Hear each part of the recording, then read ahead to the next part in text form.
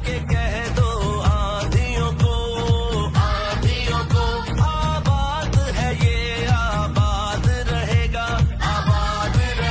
ललकार के कह दो आंधियों को आबाद है ये आबाद रहेगा मौजूद है इसके रखवाले। आज हमारा सेशन DGISPR के साथ था, जिसमें हमने मुख्तलिफ मौज़ूआत पर गुफ्तगू हुई। बिलखसूस उसमें सोशल मीडिया का जो मौजू है वो ज़ेर बहस रहा, जिसमें DGISPR साहब ने हमारी मालूमात में बहुत इजाफा किया कि मुल्क के अंदर किस तरह मनफी प्रोपेगेंडे के तहत इंतशार फैलाया जा रहा है और हम उसमें अपना किरदार उसको काउंटर करने के लिए किस तरह अदा कर सकते हैं।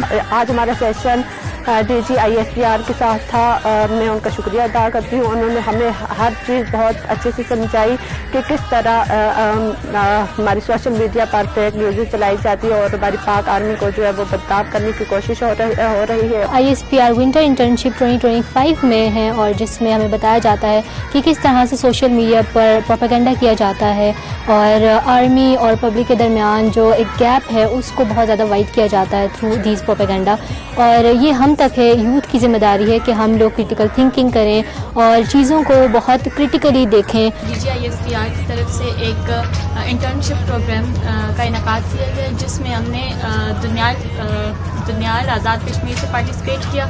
एंड रिसेंटली अभी हमारी DGISPR सर की तरफ से एक बहुत ही अच्छा क्वेश्चन आंसर सेशन हुआ। एज अ स्टूडेंट हमारे अंदर बहुत सी ऐसे हमारे माइंड में बहुत सी ऐसी शकूक व शुबहात थे जो कि इन डिटेल सर ने हमें बताया, जिसकी वजह से वो सब कुछ क्लियर हो गया। DGISPR का सेशन हुआ और मुझे बड़ी खुशी है कि मैं इस सेशन का हिस्सा रही हूँ और बहुत सी चीज़ें मुझसे सीखने को मिली हैं। जिस तरह कि हमारा ब्रेन वॉश किया जाता है, आर्मी के अगेंस्ट जो प्रोपेगेंडा फैलाया जा रहा है उसके बारे में उन्होंने प्रूफ के साथ हमें बातें बताई कि किस तरह से हम लोगों को जो है इस चीज़ का हिस्सा बनाया जा रहा है।